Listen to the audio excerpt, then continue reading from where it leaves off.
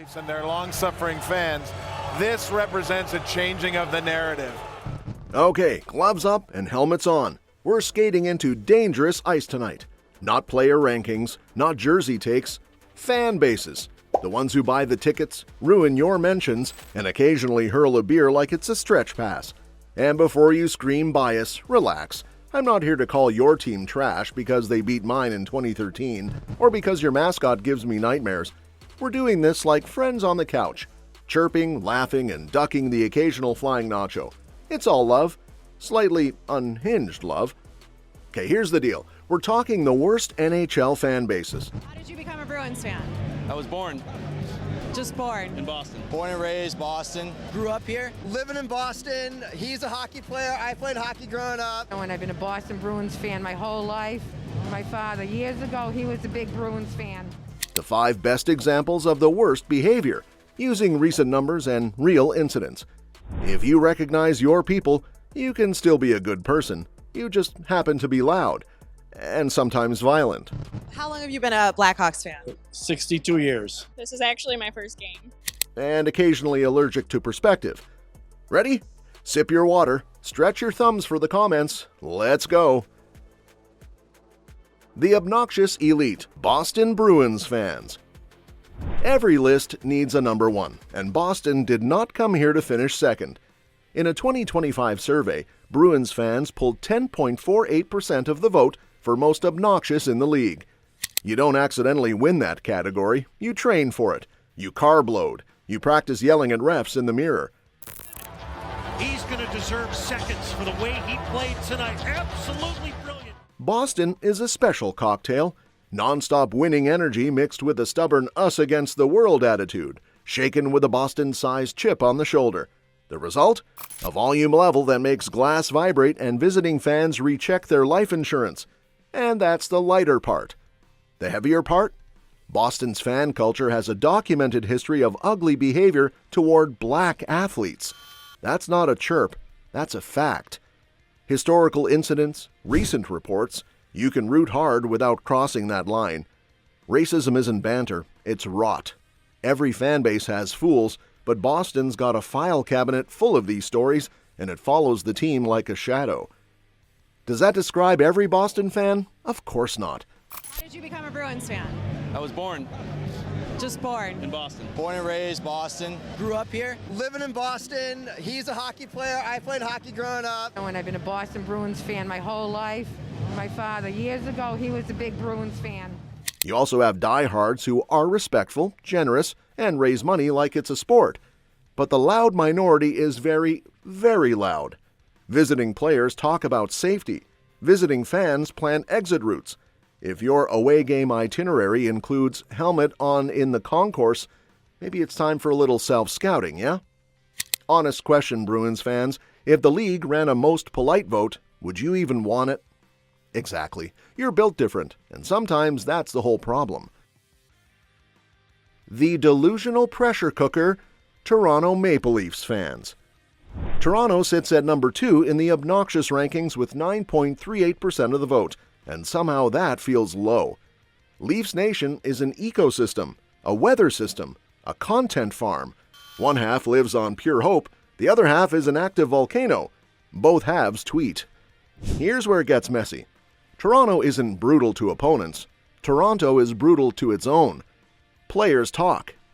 Mitch Marner, 9 years in, hometown star, one of the most productive two-way guys in the league, described being hounded out of the city. Teammate Ryan Reeves didn't sugarcoat it. Ruthless. The jersey tosses? That's not passion. That's quitting on your own roster on live TV. And look, I get it. You pay real money. You've waited generations. The ghosts in the rafters are doing TikToks at this point. But man, there's a midpoint between blind worship and torches. When your best players need to delete apps and hide at home after a 2-point night because the power play went 0 for 3, your fan culture isn't demanding excellence, it's eating its own. Fun little audience check. Would you want your son playing under that microscope? Be honest. Because if the answer is no, then you already know why players tense up here. The Leaf life is high gloss and high pressure. It can turn heroes into escape artists, which is wild because when it's on, Scotiabank is the best show in town. Maybe save the jersey toss for Laundry Day, yeah? The Violent Classics, Philadelphia Flyers fans. Number 3 in obnoxiousness with 8.71%. Of course, Philly is here. The Flyers fan base is a legacy act. The big bad energy didn't retire with the Broad Street Bullies. It bought season tickets and learned new ways to misbehave. There's a highlight reel of incidents, profane outbursts in solemn moments, throwing commemorative bracelets, spitting, and, yes, actual fights. Not hockey fights, concourse fights. Recent receipts? January 2025. A Flyers fan physically assaulted a Leafs fan at Wells Fargo, apparently unprovoked. And that's just one headline in a long folder. Is every Flyers fan a menace? No. Some are painfully funny. Some are clever. Some show up in costumes that deserve awards. And the building can be electric. But as an away fan, you keep your head on a swivel. It's part of the deal. Philly sees your delicate sensibilities and raises you a boo Santa Claus. They don't care. They will boo a sunrise. And this is why you can't have nice things, Philly. Because when your team actually needs the lift, the legend of your hostility outweighs your passion. Players notice, refs notice, the league notices. Channel it, or at least throw stuff that's soft. Marshmallows, not hardware. Question for Flyers faithful. Do you want to be feared or admired? Pick one, because right now it's a lot of door frame headbutt energy, and that gets old when you're out of the playoffs by March. The aggressive confrontation majors, New York Rangers fans. The Garden, the world's most famous arena, and quite possibly the world's most confrontational pizza line. A recent study put Rangers fans among the most aggressive in the league. The numbers? Spicy. 44% admitting to disruptive behavior, heckling, trash talk, throwing food, and fighting with rival fans. 11% saying they've gotten physical with opposing supporters. Buddy, that's not we chirp hard. That's I know a decent bail bondsman. There are also the episodes. Sucker punches in the building, cheering injuries, the whole I paid $400 for this seat so I will be the main character vibe. It's New York. The energy is always on 10. The good version of that is the best noise in hockey. The bad version is a headline. Now, to be fair, Rangers fans are also hilarious when they want to be. Some of the all-time chirps live in 7th Avenue air. But if your section's standard greeting is, "You got a problem?" then yes, you already have a problem. Half of hockey Twitter is Rangers fans arguing with Rangers fans, which is a top-tier sport in itself. Maybe save a little bandwidth for backing your own team without knuckle warm-ups. Pop quiz, Blue Shirts. On a scale of applaud a good play to call a rival's mother, where do you want to live? Because you've proven you can do both in the same period. The physically aggressive pinnacle, Chicago Blackhawks fans. Stat City, among the major fan bases, Chicago has the highest rate of physical confrontations in the arena. 22% saying, yeah, I've thrown hands. That's a lot of ushers getting their steps in. Their overall aggression score hit the top of the charts too, and this isn't a dynasty year flex. This persisted even while the team wandered through rebuild winters. So what's the story? Original Six juice. Packed barn, lots of beer. A fan culture that expects the crest to matter regardless of standings.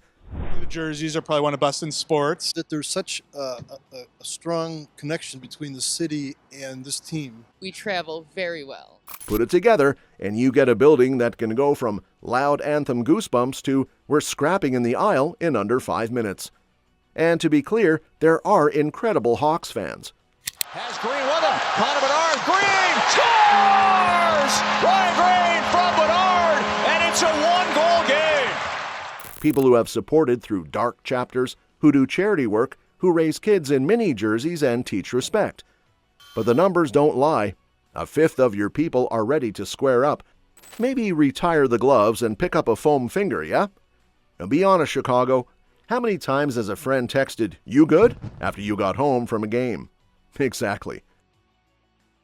Pause the pylon. Every fan base has saints and menaces. Quick timeout before your blood pressure hits Del's Auto levels. Every arena has angels and idiots. You can sit next to a retired school teacher who brings granola bars for the kids in your row, and 3 seats down is a guy conducting a one-man audition for Most Wanted. We're not painting entire cities with a single brush. We're saying these 5 have the most recent receipts, the spiciest percentages, and the loudest reputations right now. And yes, your team could easily make a cameo here. Montreal chirps like a doctoral thesis. Vancouver will boo a cloud if it blocks the mountains. Edmonton will argue back-checking analytics in the Costco line.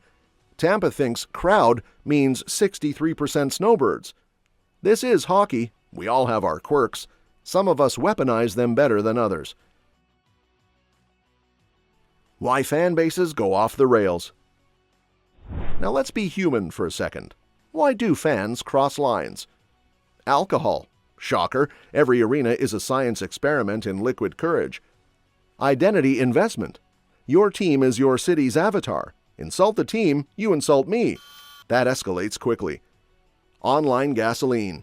You marinate in anger all week, then show up on Saturday mad at strangers. Legacy culture. We've always been like this. Cool. Maybe evolve? A losing season, ref decisions, ticket prices, and the 100 micro tilts of life funnel into 60 minutes. Sometimes it explodes.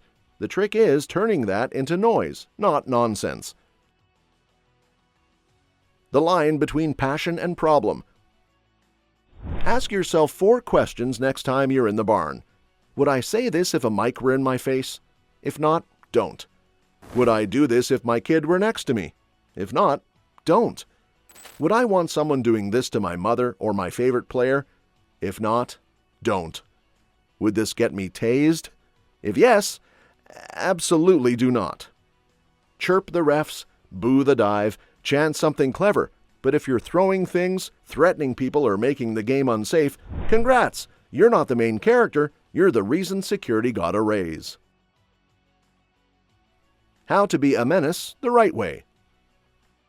You want to be terrifying? Be organized. Be loud. Be relentless. Make your building a math problem for the opponent. Learn the timing, roar on their breakouts, hush on your entries, explode on a forecheck win. Creative signs, cutting but clean chirps, coordinated songs. That breaks brains way more than a warm beer shower. And if you see your own guy crossing a line, police your section. We don't do that here is powerful when it comes from a fellow fan. Every barn has standards. Make yours high. Your turn. Defend your honor. All right, time for the fun part. Which fan base did I underrate on the chaos meter? Which one deserves a promotion or demotion, and why? Tell me the worst thing you've heard shouted in an arena that was somehow funny without being evil. And tell me how your building polices its own. I want the rituals, the do's and don'ts, the unwritten code. We make the culture we tolerate. Closer. Hockey is better when we're all a little unhinged, not unhinged. Here's the truth. The NHL needs its loudmouths, the villains, the boo-birds, the fourth-line fans who skate shifts in the comments. It's theater. It's tribal. It's a release valve for a world that's way too polite in meetings and not polite enough online.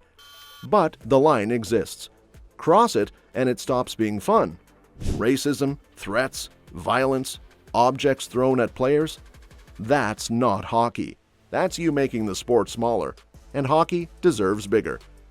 So yeah, Boston, Toronto, Philly, New York, Chicago. You're the 5 right now. The data backs it, the incidents prove it, and anyone who's been in your barns know what I'm talking about. Wear it as a challenge, not a crown. Be the loudest building in the league without being the worst headlines. Flex the passion, nix the poison. Now, take a breath. Text your group chat and promise me this for the next home game. Chirp smarter, not harder. If you absolutely must throw something, make it compliments or confetti. Paper is lighter, easier to sweep. No one gets concussed. Everybody wins. All right, I'll see you in the comments. I'll be the one wearing neutral colors with a hot dog in each hand, rooting for overtime and praying nobody throws hands in section 117. Be loud, be clever, be better. And remember, the best revenge is a scoreboard, not a sucker punch.